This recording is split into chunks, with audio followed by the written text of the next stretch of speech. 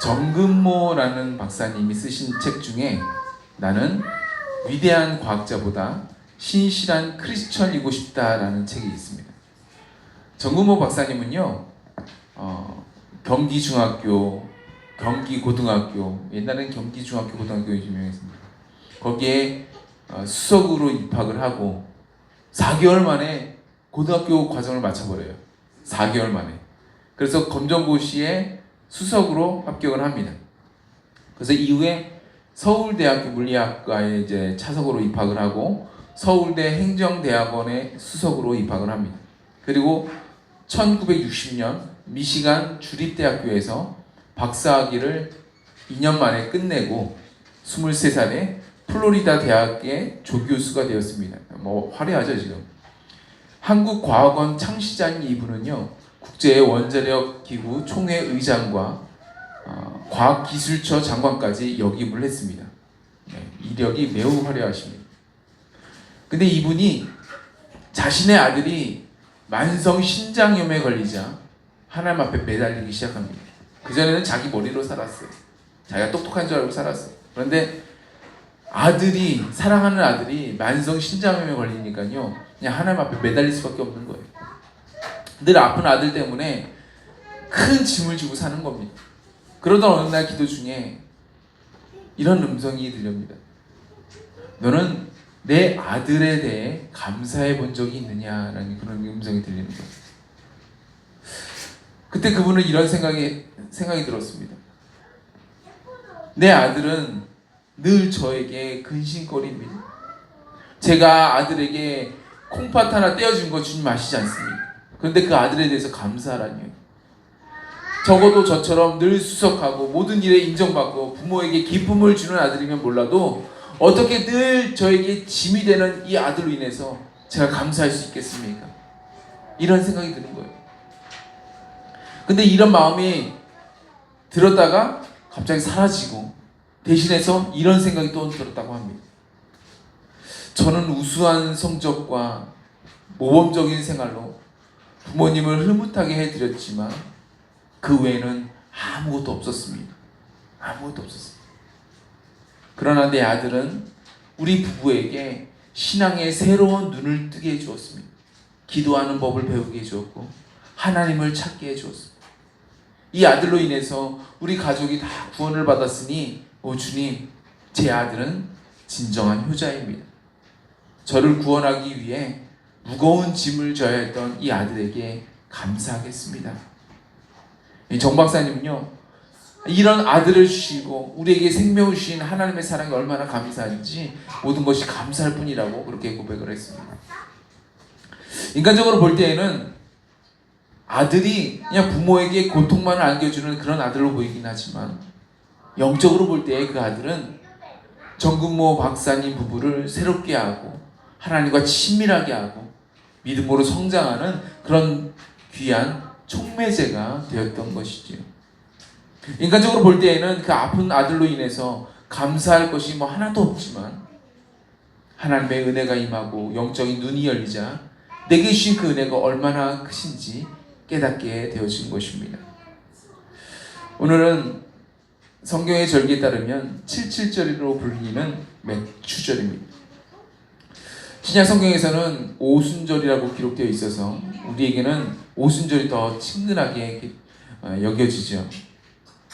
맥추절은 보리를 추수하고 하나님 앞에 감사하는 절기입니다. 그래서 교회에서는 보통 맥추감사절이라고 부릅니다. 성서시대에 이스라엘은 주식이 뭐였을까요? 주식이 뭡니까? 네. 늘 먹는 음식이 뭐예요? 네. 주로 밀을 먹었습니다. 그러나 밀은 가을에 거두는 작물이죠. 밀을 거두고 감사하는 절기가 초막절, 수장절이 아니겠습니까? 주중에 교회에 우편물이 와 있어가지고 딱 보니까요, 2단 중에 초막절 2단이 우편물을 보냈더라고요. 네. 재림 예수님이 충청북도에서 태어나셨는데 1977년에 깜빵에서 돌아가셨다고 써 있습니다. 재림 예수님이 아직도 부활을 못 하셨나 봐요. 네.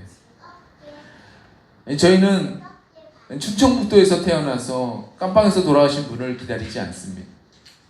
저희는 2000년 전 이 땅에 육신의 옷을 입으시고 이 땅에 오셔서 진리를 선포하시다가 십자가의 상에서 죽으시고 사흘 만에 부활하신 예수 그리스도를 믿습니다. 아멘. 아멘. 네. 그 예수님이 철장 권세를 가지시고 이 땅에 오셔서 성령님을 모시고 사는 우리로 하여금 하늘에 올리게 하셔서 하늘에서 주님을 영접하게 하시고 우리로 그분의 나라로 인도하시며 어린 양의 혼인잔치 자리에 참여하게 하실 줄 믿습니다. 아멘. 네. 그래서 예수님은 대충 어설프게 믿어서는 안 되는 거예요. 성경 말씀은 소설이 아니라 팩트고요. 우리의 모든 영과 혼과 육, 현실에 꼭 필요한 진리의 말씀이기 때문에 그렇습니다. 아멘. 네.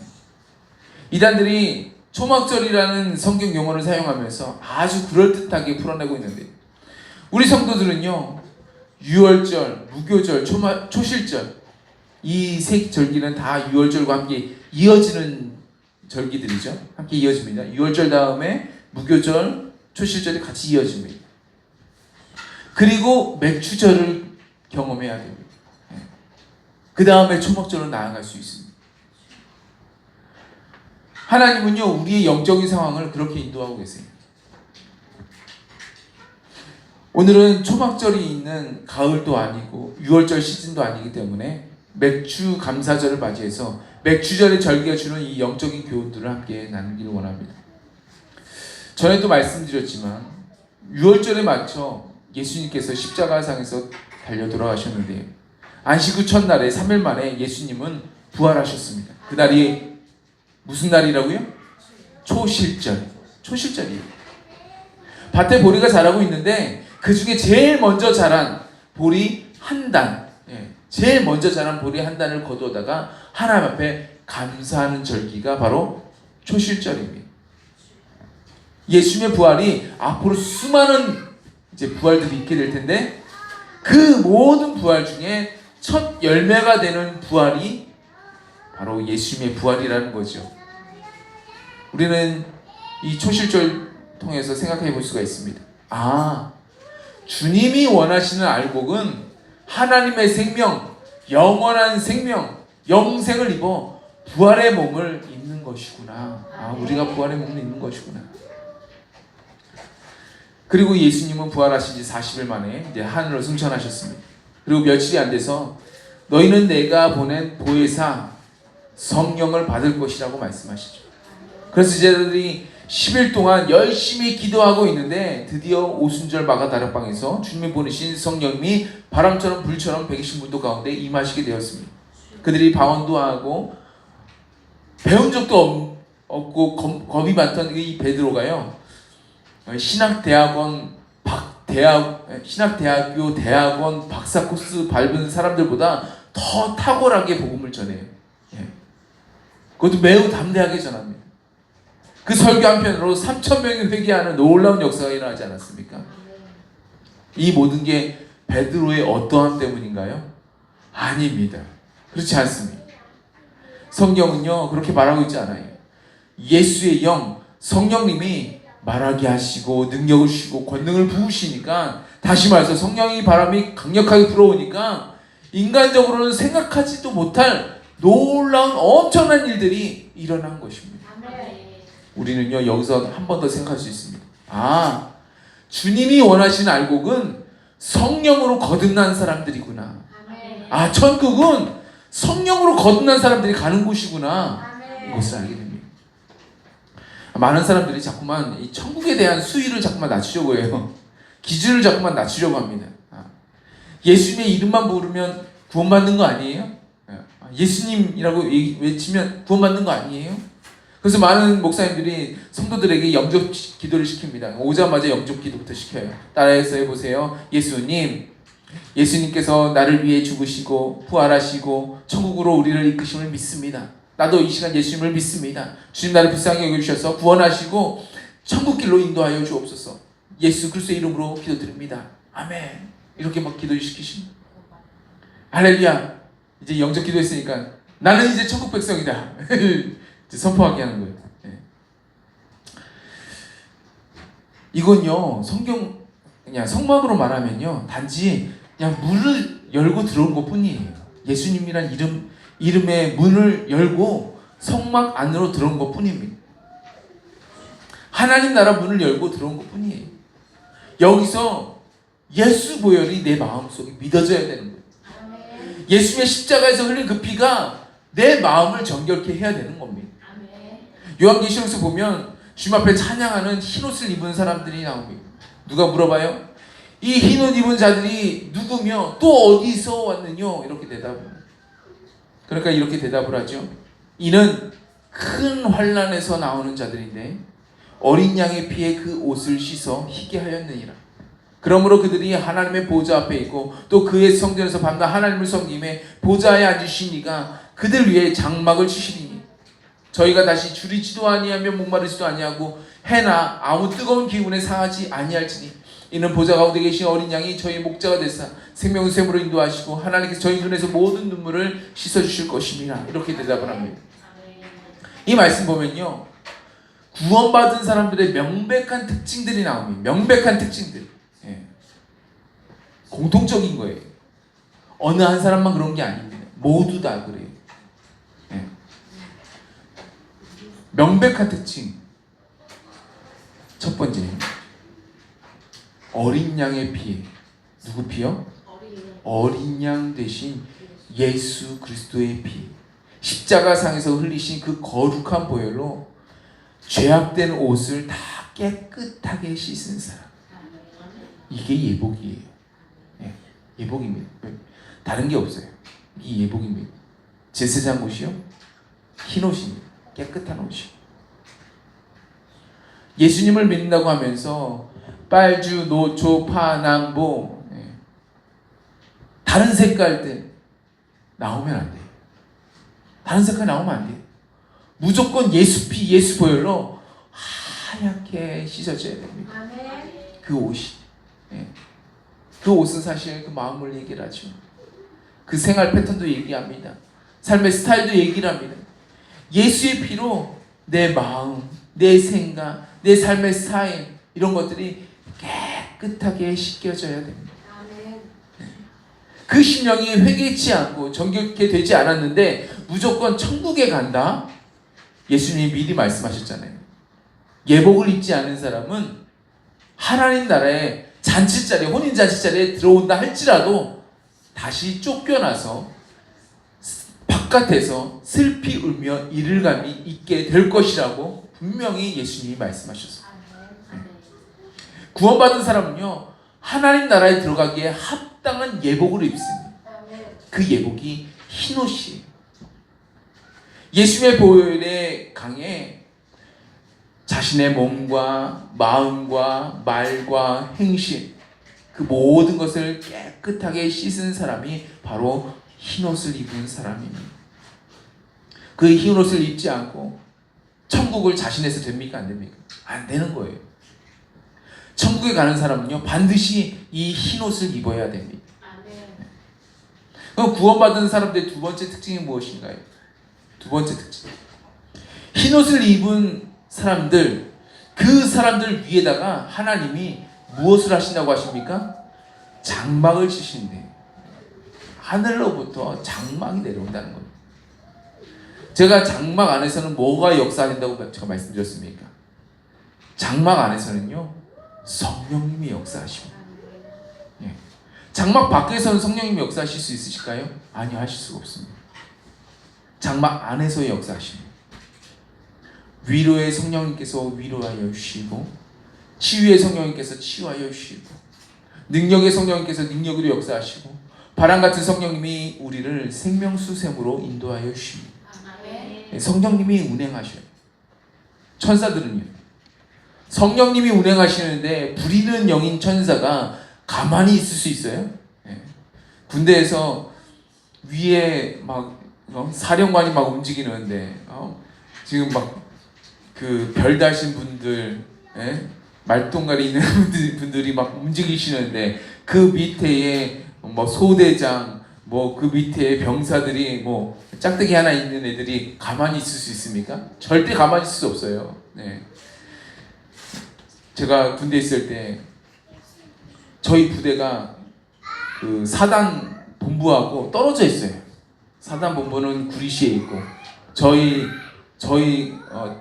부대는 포천에 있어요. 예, 탱크 부대라서 포천에 있었어요. 근데 어느 날 갑자기 사단장님이 오실 수도 있다. 오신 게 아니에요. 오실 수도 있다. 하니까요. 전 부대가 뒤집어지더라고요. 네. 갑자기 뭐 청소며 뭐며 다 준비해. 오신다고 한 게 아니에요. 오실 수도 있다. 네. 오실 수도 있다라는 그 한마디에 전 부대가 막 난리가 나였어요. 네. 페인트 칠을 하고 막 별짓 다 합니다. 네.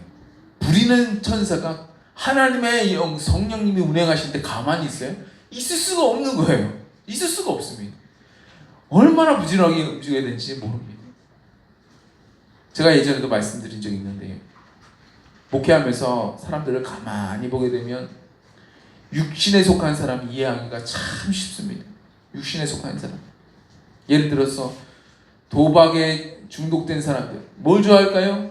말 안 해도 압니다. 네, 도박을 좋아하겠죠. 네. 그들이 어디 가고 싶어 할까요? 말 안 해도 합니다. 도박장 가고 싶어 하겠죠. 그렇죠? 네. 아니면 요즘에는 핸드폰을 한다든지. 술에 중독된 사람은요, 술집에 가겠지요. 음란에 중독된 사람은요, 정욕을 쫓아가겠지요. 명예나 권력을 쫓는 사람은요, 명예나 권력을 차지하기 위해서 달려가겠죠. 육신에 속한 사람들은요, 이해하기가 어렵습니까? 아니요, 참 쉽습니다. 네. 중독의 영에 붙들리면요, 반드시 그것을 향해서 달려가게 되어 있습니다. 그런데 제일 이해하기 어려운 사람은 어떤 사람입니까? 성령님께 붙들린 사람이에요. 진짜 이해하기 어렵습니다. 그 사람은요, 오직 성령님께 붙들려 살기 때문에 마치 바람이 어디서 와서 어디로 가는지 모르는 것처럼 성령님에 속한 사람도 그래요. 이 사람이 어디서 왔는지 또 어디로 갈지 미래를 예측이 불가능합니다. 당사자도 주변 사람도 잘 모르지만 분명한 사실은요, 성령님께서 그 사람으로 하여금 생명수 샘으로 인도하신다는 거예요. 네. 저와 여러분 모두가 성령님을 따라서 생명수 샘으로 인도함 받게 되시길 주의 이름으로 축복합니다. 아멘. 구원받은 사람들의 세 번째 특징이 또 무언가요? 이 부분이 오늘의 핵심입니다. 세 번째 특징이 무엇인가요? 그들이 환난에서 나온 자들이라는 공통점이 있습니다. 모두 다 환난에서 나왔습니다. 그들은요, 전에 줄인 적도 있고요, 네, 배고파가지고 줄인 적도 있고요, 목마른 적도 있습니다. 해나 아무 뜨거운 기운에 상한 적도 있습니다. 주님을 위해서 살다가 여러 가지 어려움들로 인하여서 고통을 당한 적이 있었다는 말입니다. 사도 바울 보세요. 고통당한 적을 한번 기록해 보니까 와, 이 사람 엄청 고통당했구나라는 생각이 들죠. 이것은요, 내가 죄 짓고 살다가 겪게 되는 어려움을 말하는 게 아닌 거예요. 그것과는 다른 겁니다. 내가 죄 짓고 살다가 잘못해가지고 깜빵 가서 고생하고 이런 고생, 이런 고통, 이런 환난을 얘기하는 것이 아닙니다. 내가 잘못해서 내가 벌받고 내가 고통받는 그런 어려움들이 아닌 거예요. 이것은요, 바울이 말하는 스티그마, 제가 예전에 얘기했죠. 예수의 흔적을 말하는 겁니다. 주님을 위해서 십자가를 지고 가는 흔적을 이야기하는 거예요. 매추절은요, 추수에서 걷어들인 알곡, 보리입니다. 겨울보리입니다. 예. 그 겨울보리를 가지고 하나님께 감사드리는 절기예요. 겨울보리는요, 벼처럼 봄에 심었다가 가을에 걷어들이는 그런 알곡이 아닌 거예요. 따스한 봄날에 만물이 소성게 되고 꽃들과 나무들이 생동감이 넘치는 그러한 계절에 싹을 틔우는 그러한 알곡들이 아닙니다. 다시 말해서 예수 믿기에 아무런 장애, 아무런 어려움이 없는 곳에서 살아가는 삶이 아니라는 말입니다. 맥주절에 거두어들인 알곡, 보리는요, 추운 겨울, 매서운 겨울을 이겨낸 알곡들입니다. 다시 말해서 환난을 이겨낸 알곡들이에요. 어떤 사람들은요, 중동은 늘 더운 줄로만 알아요. 그런데 이스라엘에도요, 겨울이 있습니다. 겨울이 있어요. 예루살렘에도요, 눈이 와요. 아주 자주는 아니지만 눈이 와요. 저번에 예루살렘에 사는 지인이 저에게 사진을 보내시더라고요. 카톡으로 띡 보내줘요. 예루살렘에 눈이 왔다면서 찍어서 보내줬는데 눈 덮인 그 예루살렘을 보여줬습니다. 저는 부산에 살고 있잖아요. 보여줄 사진이 없다고. 눈 덮인 부산은 없다고 얘기했습니다. 눈 덮이고 춥고 매서운 바람이 부는 황량하기 그지없는 그러한 날들을 이 흰옷 입은 사람들이 보내게 되지만, 차가운 겨울이 오기 전에 싹을 틔우고 뿌리를 내려서, 싹을 틔우고 뿌리를 내렸다고 해서 뭐 엄청난 뭐 나무까지의 그런 뿌리, 뭐 이런 나무의 뭐 뿌리를 얘기하나요? 아닙니다. 조그만 뿌리예요. 작은 뿌리입니다. 뭐 심은 지 얼마나 됐다고 뭐 뿌리가 뭐 깊숙이 자라겠어요? 그렇지 않습니다. 작은 뿌리예요. 그런데 그 작은 뿌리의 힘을 가지고요, 겨울에 버텨내는 것이 바로 겨울보리입니다. 겨울보리와 같은 인생은요, 작은 믿음 하나 가지고도 그 모진 고통과 환난과 정말 비바람, 뭐 눈물의 세월 다 이겨내는 거예요. 누굴 위해서요? 예수님을 위해서요. 오직 주님을 위해서 그 환난의 세월, 모진 고통의 세월을 이겨내는 사람입니다. 저는 자랄 때 그다지 유복한 가정에서 자라지는 않았다고 생각을 하는데요. 뭐 그렇게 뭐 잘 살지는 않았습니다. 저희 주변이 그렇게 잘 살지는 않습니다. 근데 제 아내는 저를 볼 때, 제 아내가 저를 볼 때 그다지 고생한 사람은 보지 않아요. 네. 저 나름대로 고생을 했는데 저희 집 거의 다 지하실이었거든요. 지하실이 아닌 곳에서 살아본 적은 딱 한 번 있었습니다. 예. 거의 무너져가는 폐가 같은 데서 한 번 살아왔는데, 예. 나머지는 지하실이었어요. 그런데 그래도 사는 곳이 서울이고 그래도 굶지는 않았으니까요, 저보고 고생하지 않은 사람으로 생각을 해요. 저희 아내가. 제 아내는 장인어른이 40년 전에 개척을 했는데 40년 동안 개척을 하셨어요. 네. 개척교회를 벗어난 적이 없어요. 계속 개척교회를 사셨어요. 네. 그리고 그 당시 어떤 시대였습니까? 둘만 나 잘 키우자, 뭐 그런 시대였잖아요. 그런데 그런 시대에 오남매를 낳았어요. 네. 사람들이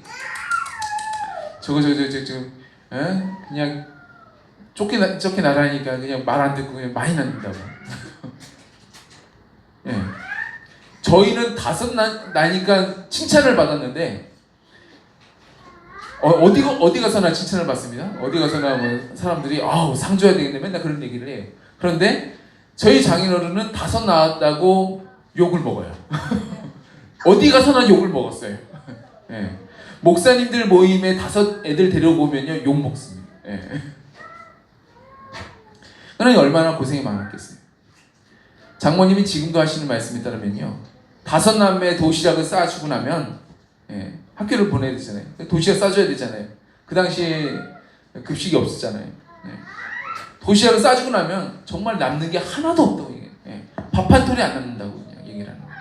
예. 돈은 없고 먹을 것은 모자라도 매일 아침, 매일 저녁 기도하는 것만큼 포기하지 않으시는 거예요.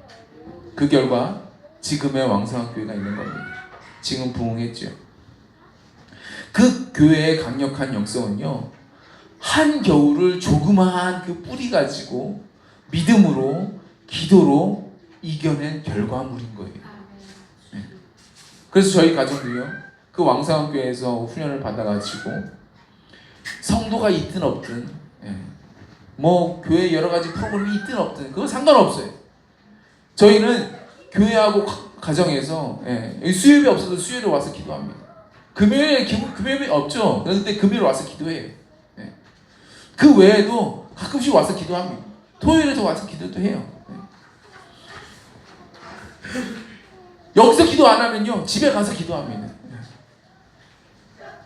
그냥 매일 기도하면서 나아가는 거예요. 요즘에는 우리 하경이가 그래도 좀 형도 기도하고 누나도 기도하니까 자기도 기도한다고 20분 되려면 몇 분 남았어 하면서 나를 기도한다고 이제 기도하고 있어요. 얼마나 귀여운지 모릅니다. 눈에 보이는 싹이 있든 없든 간에 조그마한 믿음, 조그마한 뿌리 가지고 한겨울을 지나는 거예요. 저는 기도할 때 저희 아이들에게 중보기도를 요청을 합니다. 저희 아이들을 무시하지 않아요. 저 꼭 중보기도를 요청을 합니다. 하나님이 우리 아이들의 기도를 참 기쁘게 들으시더라고요. 그래서 종종 이 중보기도 요청을 합니다. 제가 요청했던 기도 제목은요, 이런 기도 제목이 있습니다. 5, 6, 7, 8 서울에는 지하철 1, 2, 3, 4가 메트로고 5, 6, 7, 8이 도시철도공사에서 이제 운영을 하고 있는데요. 5, 6, 7, 8 저희 가정이 재정적으로 5, 6, 7, 8을 무사히 지날 수 있도록 해달라고 제가 기도 요청을 했어요. 저에게는요 5, 6, 7, 8월이 따뜻한 날이 아니라 뭐 포근한 날씨가 아니라 매서운 겨울처럼 느껴지고 있습니다. 아니나 다를까 점점 재정적인 압박이 막 들어와요. 저희 집에는 절대 쌀이 끊어지지 않습니다. 쌀은 안 끊어져요. 왜요? 매월 쌀을 보내주시는 분이 계시기 때문에 쌀이 끊어지진 않습니다. 그런데 밥통이 고장이 났어요. 수리비를 알아보니까 사는 게 더 낫겠더라고요. 우선은 그냥 다른 솥이 있기 때문에 다른 솥으로 대체하기로 했습니다. 근데 이번에는 냉장고에서 냉동고가 또 고장이 났어요. 냉장은 돼요. 근데 냉동이 안 돼요. 또 얼마 안 가가지고 이번에는 세탁기가 갑자기 주저앉았어요. 그냥 고장난 게 아니라 아예 주저앉았어요. 딱 봐도 아예 돌아가진 않아요. 그래서 7명의 그 세탁을 오랜 세월 동안 이제 감당하다 보니까 고생이 많았던 거죠. 또 얼마 안 가가지고 금요일에는 갑자기 달리던 차에 돌이 튀었는지 모르겠어요. 뭐 블랙박스에도 안 나와요. 어쨌든 갑자기 뒷유리가 깨져 버렸습니다. 감사하게도 저희가 앉아 있는 자리에는 유리가 안 깨지고 뒤쪽 유리가 깨지다 보니까 뭐 건강이나 더 문제는 없습니다. 안전에는 문제가 없었습니다. 감사하게도. 근데 빨리 수리를 하고 싶었지만 금요일 저녁이니까 아무도 수리를 안 하려고 그래요. 월요일 오후에나 부품이 들어올 수 있다고 한다고 합니다. 그래서 이제 오늘도 저희가 이제 걸어왔는데 아내가 잘할 때에 비하면요 이 정도 어려움은 아무것도 아니에요. 어려움에 속하지도 않아요. 아무것도 아니에요. 이 정도는. 근데 저는 이 짧은 기간에 일어난 여러 가지 일들을 바라보면서 주님이 지금 원하시고 주님이 지금 바라시는 부분들에서 제가 생각하게 되었습니다. 먼저 주님은 이러한 압박, 이러한 겨울과 같은 시즌을 보내면서 우리가 뭘 하길 원하시느냐? 우리가 감사하길 원하신다는 거예요. 감사하길 원하세요. 제가 지난주에 주보에다가 다음 주는 맥주 감사절입니다 이렇게 써놨는데 이렇게 광고하고 난 다음에 방금 말씀드렸던 여러 가지 일들이 갑자기 한 주 안에 막 쏟아져 내리는 거예요. 주님은 그럼에도 불구하고 저희가 감사하기 원하시죠. 감사하기 환난 중에도 어려움 중에도 감사할 이유가 하나도 생각나지 않은 이 환경 중에서라도 주님은 감사하기 원하세요. 혹시 여러분 가운데 어려움이 있으십니까? 힘든 일이 있으세요? 우리 오늘 장로님 일을 하시다가 사실 일을 왜 그렇게 열심히 하시겠어요? 물론 가정을 위해서도 일을 하셔야겠지만 교회를 짊어지러 가시는 그 부담감을 갖고 계시지 않습니까? 일을 하시다가 눈에 화상은 아니지만 그 열기로 인하여서 고통을 당하시지 않습니까? 이런 어려움들 우리가 겪을 수가 있습니다. 예수 믿는다고 해서 환란이 없는 사람? 아니요. 다 환란이 있습니다. 예수 믿는 사람일수록 환란이 있습니다. 있어요. 근데 환란의 종류가 달라요. 내가 겪는 환란은요, 예수님 때문에 당하는 환란입니다.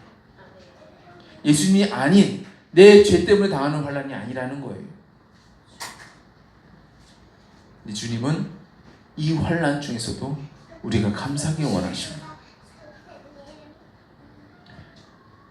이 감사에는요, 어려움 중에도, 고난 중에도, 환난 중에도,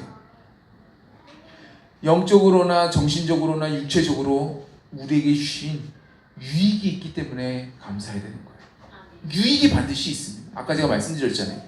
유익이 있습니다. 눈에 보이진 않지만 유익이 반드시 있어요. 주님은 우리가 그 유익을 발견하면서 감사하기를 원하세요.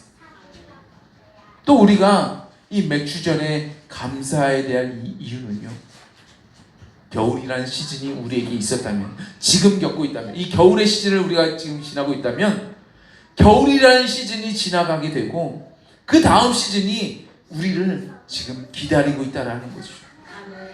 겨울이 지나면 뭐가 찾아옵니까? 봄이나 여름이 찾아오지 않습니까? 우리에게 지금 겨울이라는 시즌이 지나고 있다면 봄이라는 시즌, 여름이라는 시즌이 반드시 우리에게 찾아오게 된다라는 말입니다. 오늘 말씀 속에서는요, 주님을 위해서 환난과 고난을 통과한 흰옷 입은 사람들이 다시는 줄이지 않고 다시는 목마르지 않는 해나 아무 뜨거운 기운에 상하지 않는 주님의 보호하심이 있게 되고, 또 환난당하고 고통당한 사람들이 흘리는 모든 눈물, 그 눈물을 주님이 씻어주시겠다, 닦아주시겠다. 무슨 말입니까? 위로해 주시겠다라는 겁니다.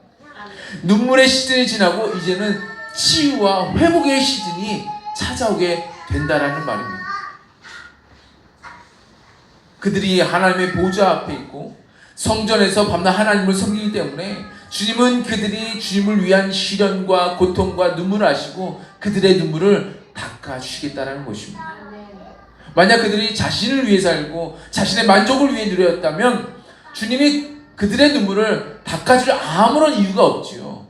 그런데 그들이 주님을 위해 살았다면, 그들이 흘린 눈물이 주님을 위한 십자가의 결과물이었다면,